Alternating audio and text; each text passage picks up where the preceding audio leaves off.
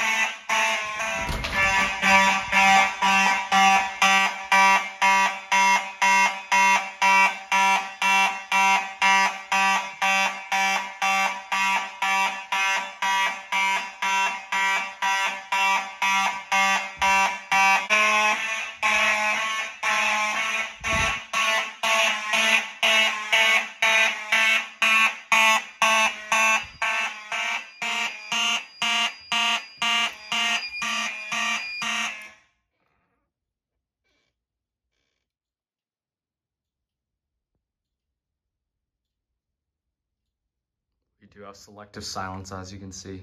No sync, of course, because these are old devices. This is quite a chaotic system, as you can tell. Here's the model. You can see SG series. Again, it's a Sigcom rebrand.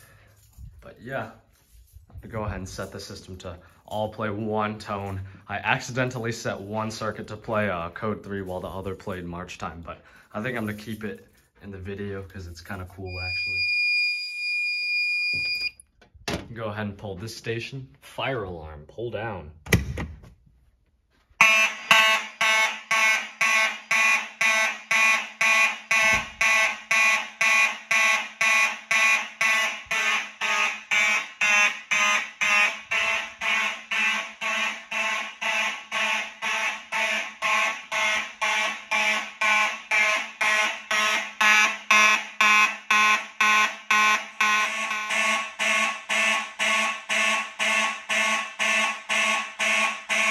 You can hear the alarms through the floor.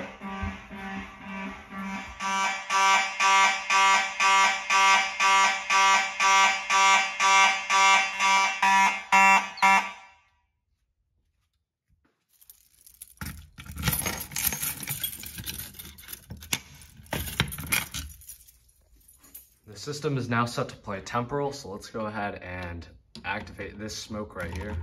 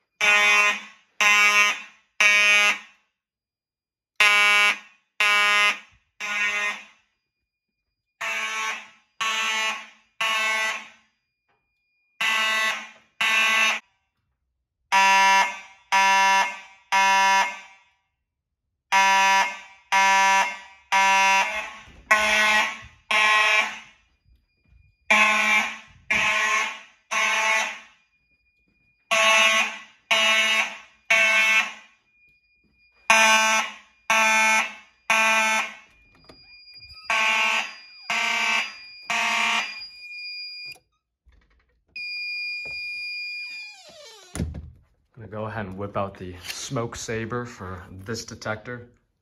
So we're gonna spray it. Really don't want to waste too much of this aerosol spray, but should be enough in about 2 hours to go off. Oh, never mind.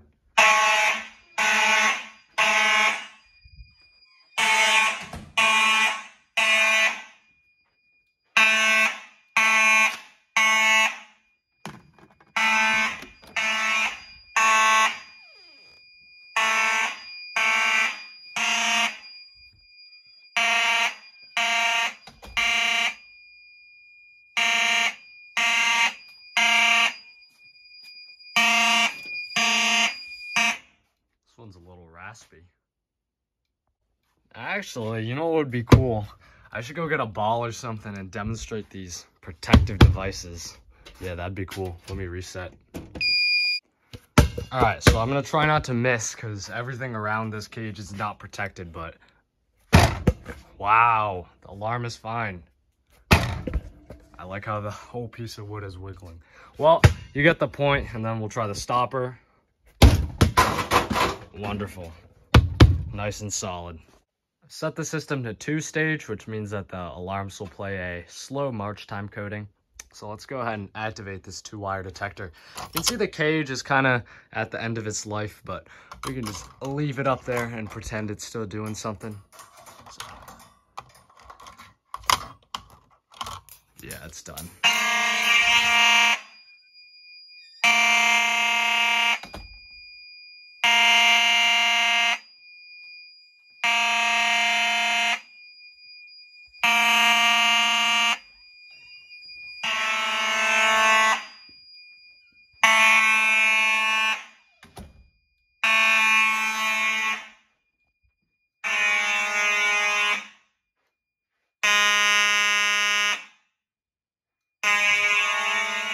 If this is the case, but I think if you activate another detector, it might go into full alarm. Alright, I guess not.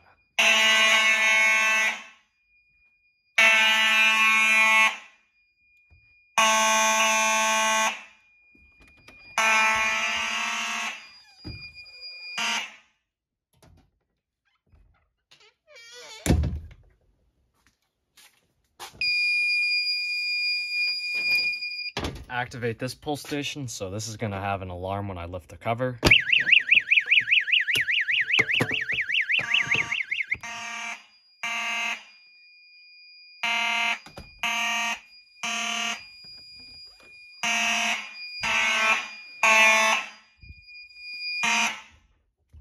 now let's go ahead and reset this pull. So I have to put the switch to the side in the stopper so it stops making that noise. Gotta slide that switch to silence the alarm. This pull station takes some sort of a triangle, there goes the battery cable. This pull station takes some sort of a triangle tool. I don't have the exact one, but I have this this cheap electronics set with this triangle bit. And it actually surprisingly works. So pop open that cover like that, and hopefully that's enough to slide that handle up, and then shut the door. There it is. Oh, and I also got to turn the alarm back on, unfortunately. So now this is going to be the interesting part. I have my home smoke alarms interface to the fire alarm system, so that means when these residential detectors go off in the house, the fire alarm system is set to trip. I did that with a relay, so when I hit the test button on this detector, the alarms in the house are going to sound, and then the fire alarm downstairs will trip.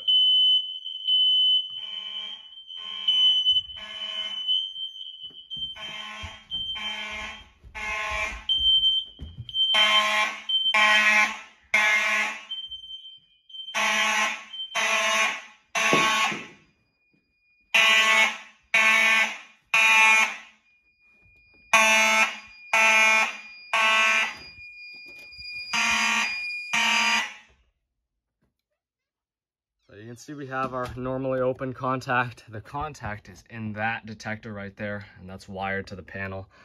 So that's how I did it. Pretty simple, pretty cool little modification. Maybe a little unnecessary, but it was a why not kind of thing. Now, for the final pull station, I'm going to set the system to be continuous. So this is going to be really, really annoying.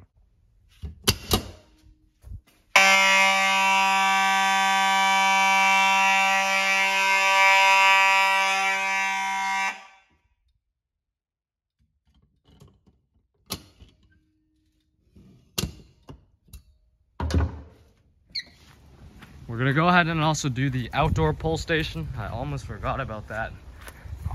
Kind of wishing I did, because it's like 90 degrees outside. This is insane. All right, so fire alarm pull down. Why is the spring not working on that? That's weird. Oh crap.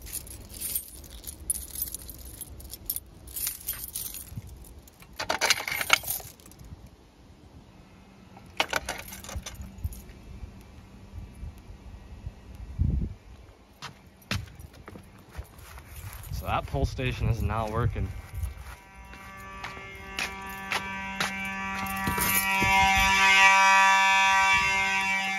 Oh, barnacles, it's hot out here.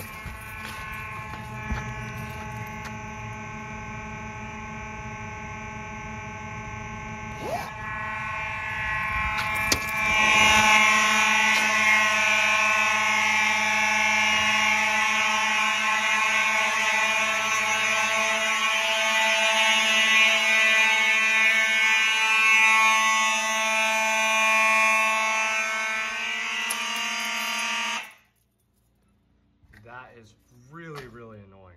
All right, good thing we don't have to do that again. Hopefully that resets. Let's quickly test the CO system.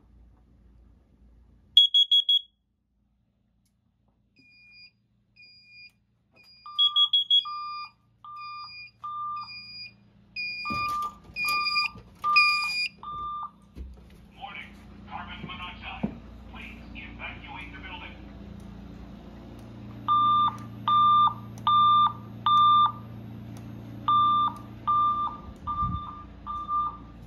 Warning, carbon monoxide. Please evacuate the building.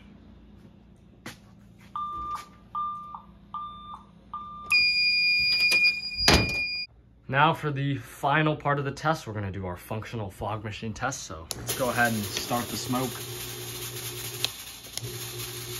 I like putting this in a cardboard box because it kind of simulates a real fire, as in how the smoke would arise. So let's wait for that to reach the detector.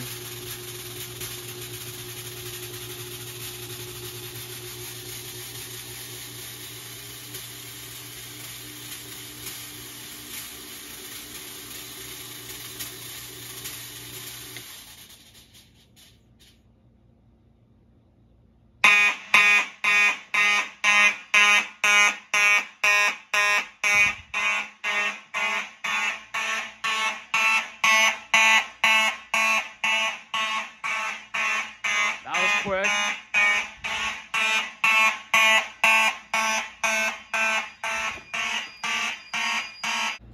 Well, that's gonna do it for this video. Thank you for watching. That was definitely one of the quicker activations, but please do like, comment, subscribe, and have a good one.